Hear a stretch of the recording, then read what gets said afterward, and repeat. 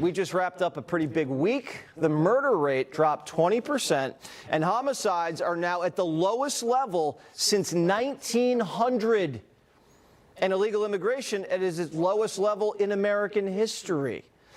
That leaves Democrats desperate. Good news for the country, bad news for their party. So they're doing what they do best. New hoax alert. New hoax alert. New hoax alert.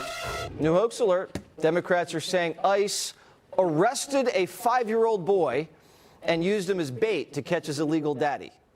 An agency that is attacking U.S. citizens, that are kidnapping 5-year-olds, that are using them as bait to open doors, and that are privately circulating that they can violate everyday Americans' constitutional rights by busting into their doors. They deserve to be defunded. I'll take any step in that direction.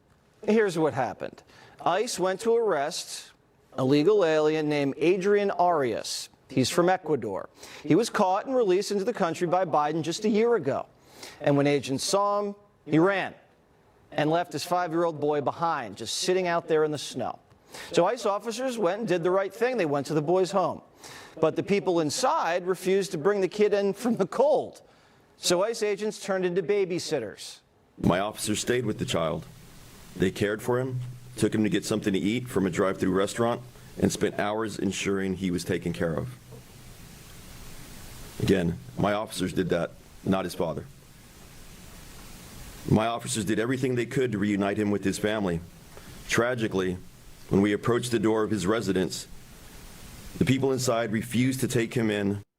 Eventually, ICE apprehended the dad. And because we don't separate families, the dad and the son are being deported together. It's how it's always been done. Parents are given a choice. Go home with their kids, or let the kids stay alone in America at an orphanage or with a sponsor. That 5-year-old remains with his family. We say that again, remains with his family. We know that. That false media narrative that was pushed out yesterday was, well, it was false.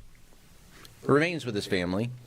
The dad's lawyer, yep, that's right, already has a lawyer, a taxpayer-funded lawyer, you paid for it, said the dad came in through Biden's CBP-1 app. Remember that little thing? It was like open table for illegals. You make a reservation to break into the country. But Homeland says they have no record of Arias ever coming through the app. So maybe the defense attorney isn't telling the truth. Wouldn't be the first time. The vice president put it like this. Watch. The story is that ICE detained a 5-year-old. Well, what are they supposed to do? Are they supposed to let a 5-year-old child freeze to death? Are they not supposed to arrest an illegal alien in the United States of America? If the argument is that you can't arrest people who have violated laws because they have children, then every single parent is going to be completely given immunity from ever being the subject of law enforcement. What was I supposed to do? Rip him out of his dad's arms like Bill Clinton did with Elian Gonzalez? What's the Democrats' position? Illegals can break into the country with their kids, and you can't deport them because they brought their kids? Kamala pushed the hoax. Hillary pushed the hoax. It was everywhere. The haunting images sparking a firestorm. A preschool boy standing in the Minnesota cold, swept up in the ICE crackdown. Here come a bunch of scary-looking guys in masks with guns, and they're taking this little boy. I mean, it's over the top. It's like outrageous. A 5-year-old boy would be taken alone for 24 hours by these masked, armed ICE agents. They don't care about migrant kids because they didn't say a thing when Biden lost them all. We witnessed the biggest sex trafficking operation in American history, and Democrats didn't care. Democrats don't care about American kids either because this 5-year-old can't speak a lick of English, and he's sitting in kindergarten slowing down the whole class. And he's probably going to take your kid's spot on the soccer team.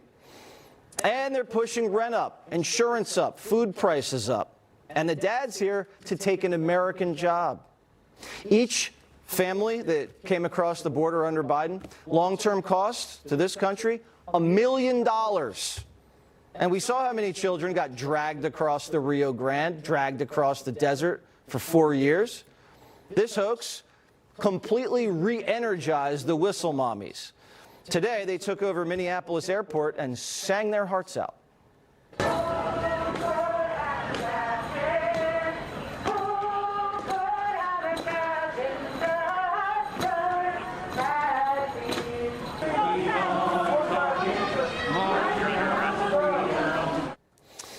How will the Somalis fly their suitcases of cash out of the country now?